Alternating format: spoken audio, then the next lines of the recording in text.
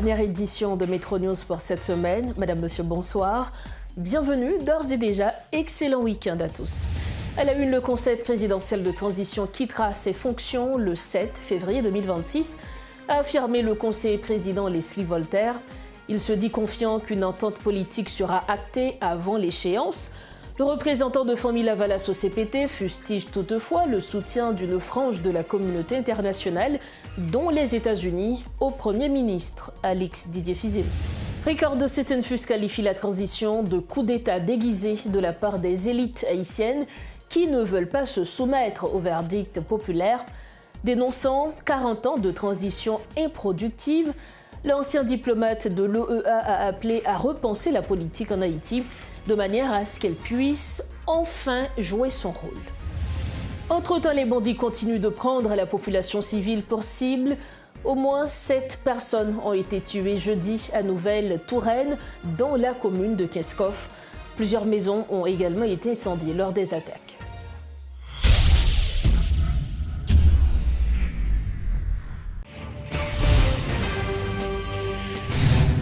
Bienvenue au développement des titres de l'actualité. Le Conseil présidentiel de transition quittera ses fonctions le 7 février 2026, a affirmé le conseiller président Leslie Voltaire. Il s'est dit convaincu que les acteurs politiques parviendront à un accord avant l'échéance, permettant ainsi une transition ordonnée. Le conseiller président a par ailleurs dénoncé l'attitude de la communauté internationale, qu'il accuse d'apporter son soutien au Premier ministre Alix Didier-Fizem, alors que 5 des 7 membres votants du CPT ont adopté une résolution en faveur de son renvoi. Le 7 février, le CPT s'en va. Avec ou sans accord de la part de la classe politique?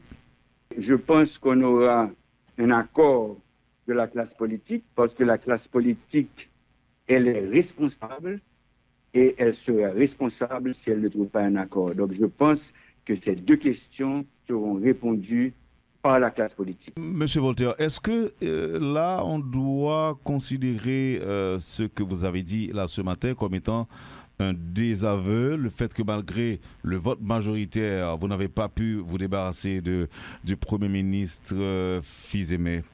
Nous ne voulons pas débarrasser de aucun ministre, non. Nous trouvons que nous allons faire un deuxième mi-temps, il y a des problèmes qu'il a en face. On a cherché qui est capable de faire deuxième mi-temps ça pour nous faire un remontada. Il y a un monde qui critique nous le fait que nous décidons de prendre décision ça justement 2 semaines avant fin effective mandat nous. Et pour qui nous pas faire avant? Parce que nous voyons que match là pour fini. Nous le deuxième mi-temps qu'on y a. Match entre qui et qui? Match entre la population haïtienne, le sous-développement, la faim, les gangs, c'est ça que match là. C'est-à-dire que pour libérer Haïti. Président Voltaire, est-ce que nous arrivons à entendre non? Par exemple, intervention ça c'était fait après-midi dans la sous-métropole. Est-ce que vous sentez qu'on gagne soutien tout l'autre conseiller qui constituait sous le conseil CPTA? Nous avons un soutien population haïtienne avec ça, avec conseiller et tout. Parce que l'intervention que Blanc fait là, il était que code guitare ADN désaligné avec tout le monde là. Et c'est ça qui est le problème. Parce qu'on prend l'entrée dans l'année électorale, côté où vient créer un problème de division qui n'a pas existé, puisque nous-mêmes, ministres qui pour AI comme premier ministre, là, sont ministres que tout le monde connaît. Bon, c'est lui qui paye tout le monde là. Oui. Qui ça que tu as là? C'est nous-mêmes, jusqu'au 6 février, avant minuit, nous devons prendre n'importe quelle décision démocratique. Oui. C'est des décisions démocratiques que nous prenons. Oui. Ce n'est pas coup d'État nous faisons. Non? C'est nous qui avons choisi Didier. Oui. Côté blanc, tu as Didier. Mais est-ce que je dis là, Leslie Voltaire regrette que l'étranger a été impliqué à ce point, même pour te former KPTA? Non, nous-mêmes, nous voulons coopération étrangère. Nous-mêmes, nous avons une relation depuis 160 ans avec les États-Unis. C'est le plus gros partenaire. nous étudions aux États-Unis. Nous connaissons peuple haïtien, peuple américain, son bon peuple et son peuple moral que nous pratiquons. Moun qui te fin d'accord que KPT a duré jusqu'au 7 février pour le dire que vous ne pas faire tel bagage avant 15 jours. Il même dit que nous sommes illégal. C'est quoi ça? Message qui t'a de passer. Vous avez dit que nous manquons sous sagesse, etc. Mais menacer moun parce que vous l'en doit où? Ça pas doit exister en Haïti. Il faut que ti moun yo ouais que ça pas exister en Haïti ou bien faut gagner moun qui a goumé contre ça. Alors pour tout de sous question encore nous visa coupé, conseiller sanctionné et menace pour évoquer premier ministre, annonce de désignation au nouveau premier ministre, élection pas faite, insécurité a continué. D'abord, quel message nous voulons faire passer? Ça, c'est un. Deuxièmement, il y a un peu de monde qui a observé la situation politique là, comportement et acteurs laissés en pile haïtien supposer ou bien quoi que n'ont pas réalisé que y a intérêt pas yo même véritablement qui au centre de tout ça qu'a fait là monsieur Voltaire. Bon, pour moi-même au centre de tout ça qu'a fait là c'est intérêt d'Haïti. Et intérêt d'Haïti passé par dialogue, par un consensus entre classe politique là avec grande association de secteur société civile là pour nous dire qui ça que nous fait à pays. Est-ce que son pays qui sous tutelle et que nous rendons tête nous ou bien son pays qui besoin d'une assistance étrangère, une coopération étrangère pour que nous allions côté que nous voulons aller. Nous-mêmes nous voulons aller dans un pays qui est libéré, qui n'est pas aliéné mentalement ni physiquement.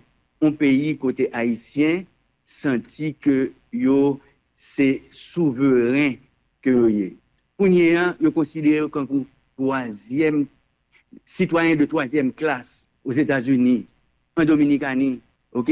Yo le seul pays là, on fait le bien, on ne pas quitter que c'est l'autre monde qui dit non, mais qui vient pour nous faire et qui nous fait pour nous. Est-ce que décision nous prend yo? Est-ce que nous arrivons publier dans le moniteur? Nous va publier le moniteur parce que le coordonnateur là Kembe yo.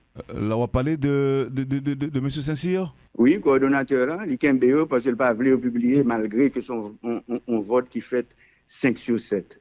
Est-ce que et donc il violait le règlement nous. On pas essayer de parler avec lui, relayer le téléphone, encourager le revenir sur décision? M'a essayé faire ça oui. On va essayer de faire ça. Mais nous va arrêter un peu le temps non pour 7 février arriver. Je dis arrête en 30. C'est 8 jours oui, ou 9 jours. Vous pensez que il y a des miracles qui sont capables d'être en fait dans 8 jours? Bon, le week-end n'a pas de miracle. Ah ben tout bas nous morceaux pendant nous là, il y a un peu de monde qui capte ça oui.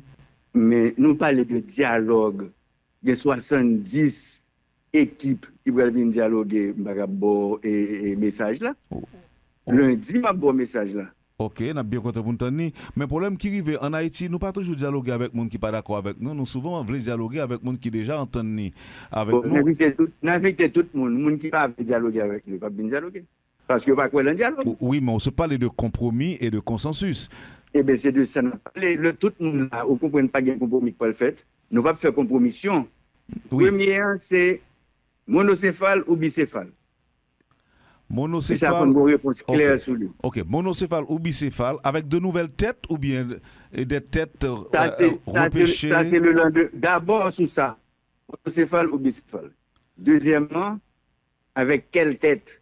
Mais c'est des têtes qui sont acceptables pour au moins 60% de la population ou bien de la classe pensante et politiquement. Ok. La Cour cassation, dans scène ou bien... C'est ça, tout le monde demande nous.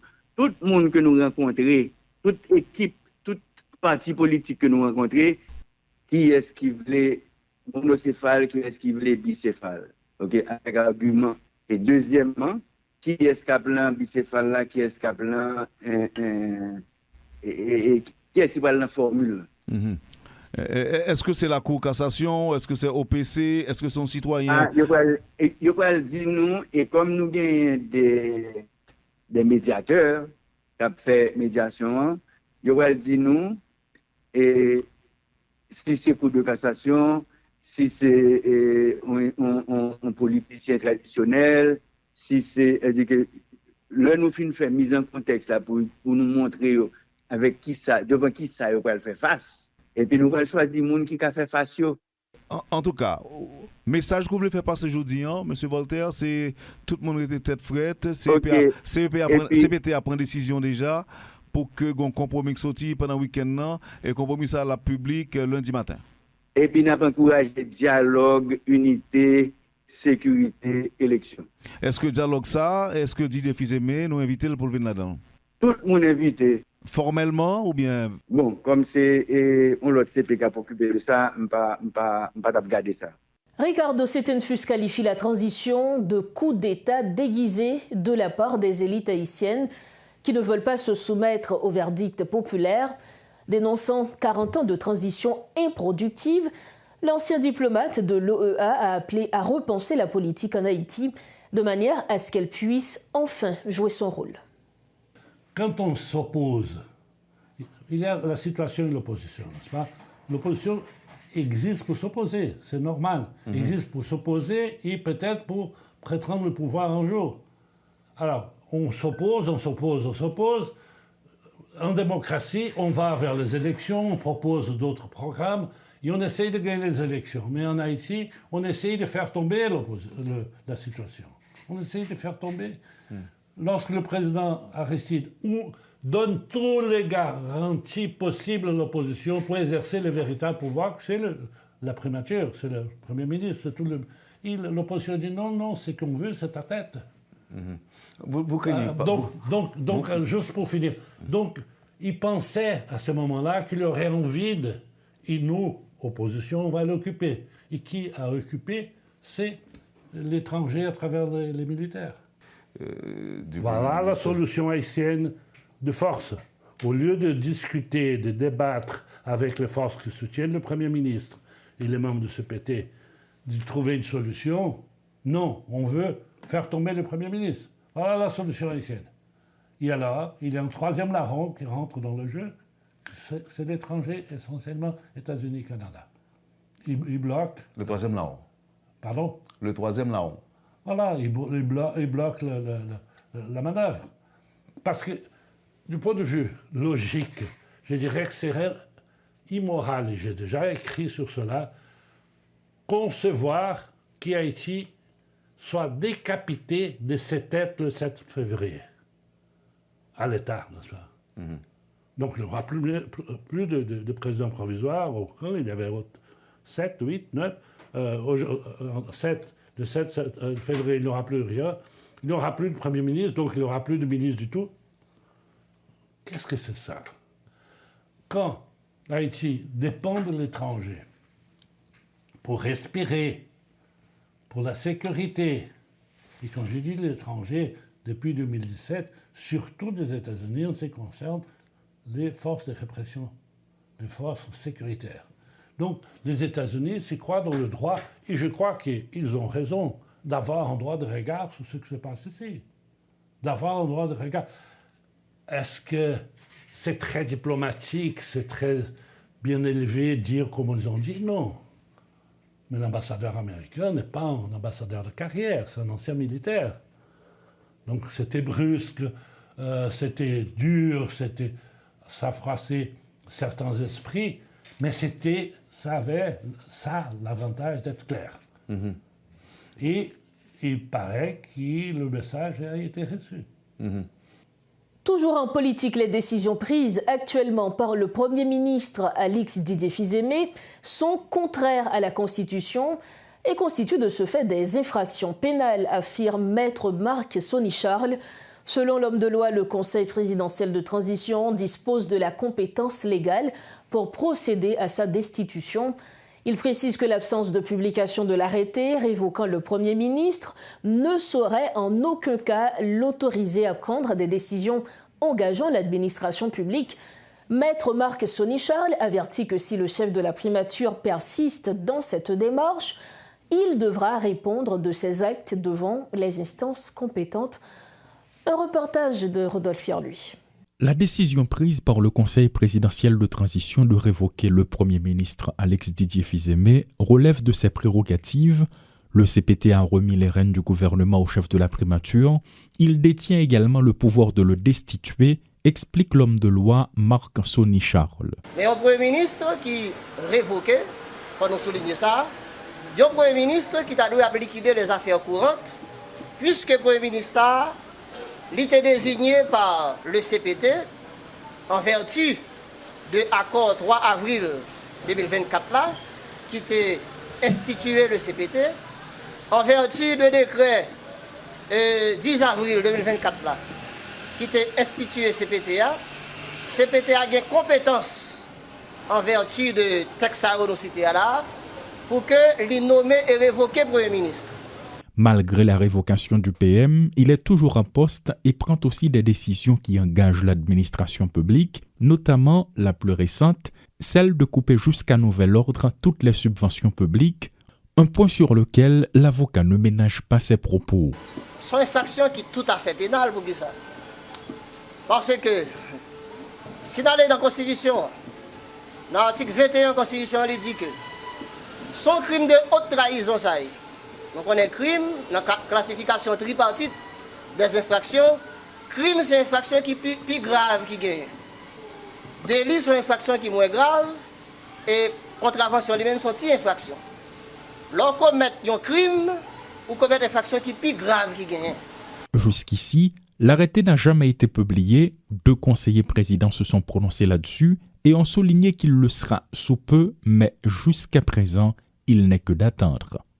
Dans le chapitre sécuritaire à Keskov, au moins 7 personnes ont été tuées jeudi dans une attaque des bandits à Nouvelle-Touraine. De nombreuses maisons ont été incendiées. Le maire de la commune Massy-Ongeant déplore un abandon des sections communales par la police, ce qui laisse le champ libre aux gangs. Autre dossier à Metro News, plus de 83% des échantillons d'eau traitée et conditionnée mis en vente de la région métropolitaine de Port-au-Prince et ses environs ne sont pas exactement en conformité aux exigences du ministère du Commerce et de l'Industrie. C'est ce que révèle une étude du MCI à travers la direction du contrôle de la qualité et de la protection du consommateur. Certains fournisseurs ne respectent pas les normes d'étiquetage exigées par différents règlements du ministère sur le plan physico-chimique. Les analyses montrent qu'elles sont presque totalement dépourvues de minéraux, souligne Vilvert Papito, assistant directeur à la direction du contrôle de la qualité et de la protection du consommateur. Le MCI entend prendre des mesures visant à contraindre les fournisseurs à respecter les normes, affirme Vilvert Papito, un compte-rendu de Réti Fortuné et de Robert Sonjon.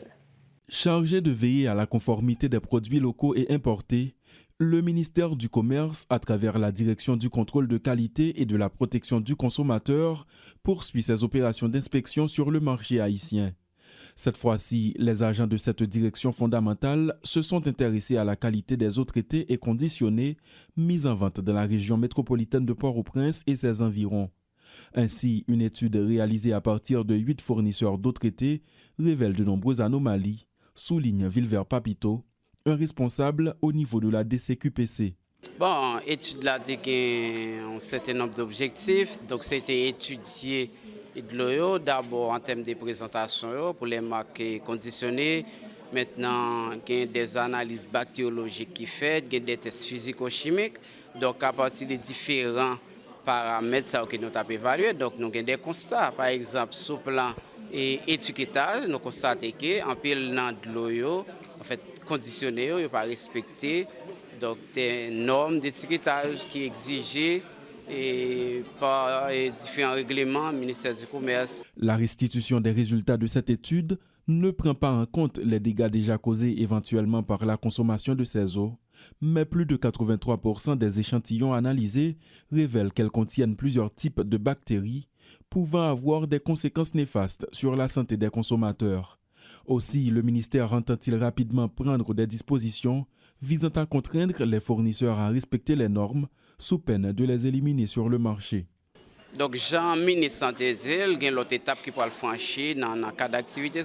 Donc, l'étude l'a présentée, c'était un objectif étude là, c'était rendre l'information. Maintenant, l'information est en public, le ministère va le rencontrer, pour chiter avec fournisseurs de l'eau d'abord pour fixer les recommandations à suivre. Maintenant, pour protéger le secteur, donc là, nous pouvons diffuser non.